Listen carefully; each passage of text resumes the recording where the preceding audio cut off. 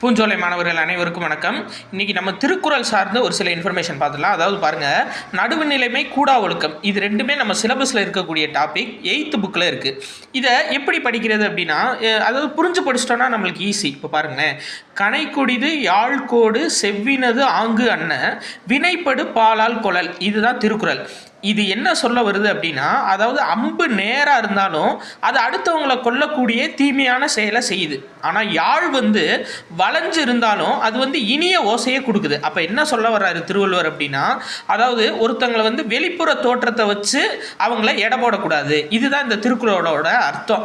அப்போ படிக்கும்போது நம்ம ஒரு படம் மாதிரி வரைஞ்சி வச்சிட்டோம்னா நம்மளுக்கு ரொம்ப ஈஸியாக இருக்கும். அதான் பாருங்க, கணை அப்படின்னா நம்மளுக்கு தெரியும் அம்பு. அப்போ கணை கொடிது அப்படின்னு சொல்றாரு. கணை கொடிதுனா இந்த வில்லு கொடிது, பார்க்க நேரம் இருந்தாலும் கொடிய செயலை செய்யுது.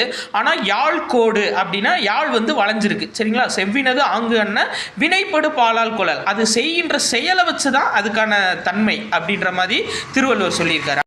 அடுத்த குறள் பாருங்க, வலியின் நிலைமான் வல்லுருவம் பெற்றும் புலித்தோல் போர்த்து மேய்ந்தற்று அப்படின்னு சொல்லியிருக்காங்க. அதாவது மனதை அடக்கும் வல்லமை இல்லாதவர் மேற்கொண்ட தவக்கோலம் புலித்தோலை போர்த்தி கொண்ட பசு பயிரை மேய்ந்தது போன்றது அப்படின்னு சொல்லியிருக்காங்க. அதாவது இதை ஈஸியாக ஞாபகம் வச்சுக்கலாம். இங்கே பாருங்களேன், பெற்றம் அப்படின்னா நம்மளுக்கு பசு அப்படின்னு தெரிஞ்சிடும். அப்போ புலித்தோல், அப்போ புலி தோலை போட்ட பசு போன்றது அப்படின்னு சொல்லியிருக்காங்க. என்ன அப்படின்னா, அதாவது மனசை அடக்கிற வல்லமை இருக்கணும். இப்போ நம்ம புக்கை ஓப்பன் பண்ணி வச்சுருப்போம், ஆனால் நம்ம மனசு வேற எங்கேயோ இருக்கும் புக்கை படிக்காமல். சரியா? அதைத்தான் திருவள்ளுவர் சொல்ல வர்றாரு. சரியா?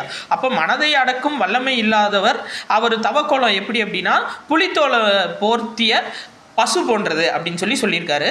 ஸோ இதை ஞாபகம் வச்சுக்கோங்க. நன்றி.